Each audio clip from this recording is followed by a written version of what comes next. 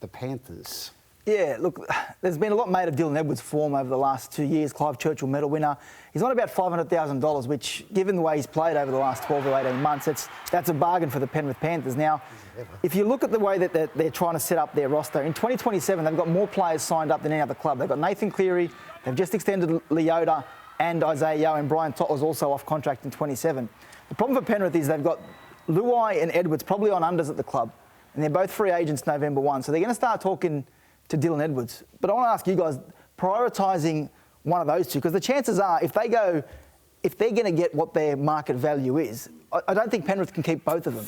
Probably not, particularly, I think they're probably going to demand up towards that $1 million mark. You can ask. So who do you prioritise, Edwards or Luai? Going to hold a gun to my head and say, going to prioritise one, I'd probably go Edwards, being a specialist fullback. I think specialist fullbacks are so important these days. And I think Jerome Luai, they've already got Nathan Cleary there, who can help lead a team around the park, and they'll probably find another 5'8" coming through the grade. So if you're going to ask me who to prioritise, I'd say Edwards. Where are you, Gus? Which way would you go? Oh, I know what they've got coming through. Well, they've got plenty of wingers, they've got plenty of fullbacks, they've got plenty of fast outside backs. It's pretty hard to find a Jerome Luai.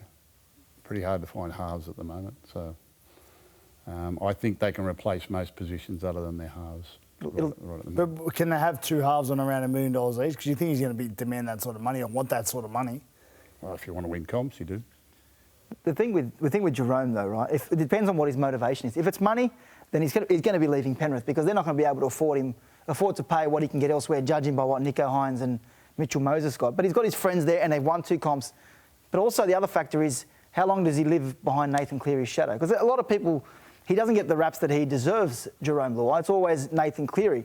Is there a part of him that says, I want to show people that I can do it myself? I don't think there'd be anything like that between those two. I don't think he would worry about who gets the reps. I mean, the key to a successful club is no one cares who gets the credit. And no one wants the credit for it. That's what you create in a successful culture. No one cares who gets the credit. I don't think there'd be any animosity whatsoever between Jerome Luai and Nathan Cleary, who've been playing together since they were 14 and 15.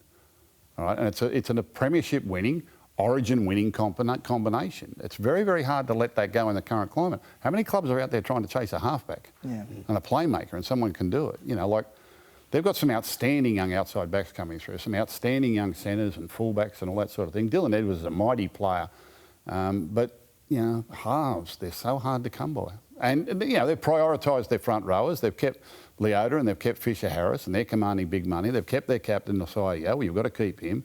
Liam Martin's coming off contract. He's an origin test player. You know, they've kept their forward pack, or the nucleus of their forward pack together. The halves are the next picture. Your halves are your premiership winning playmakers.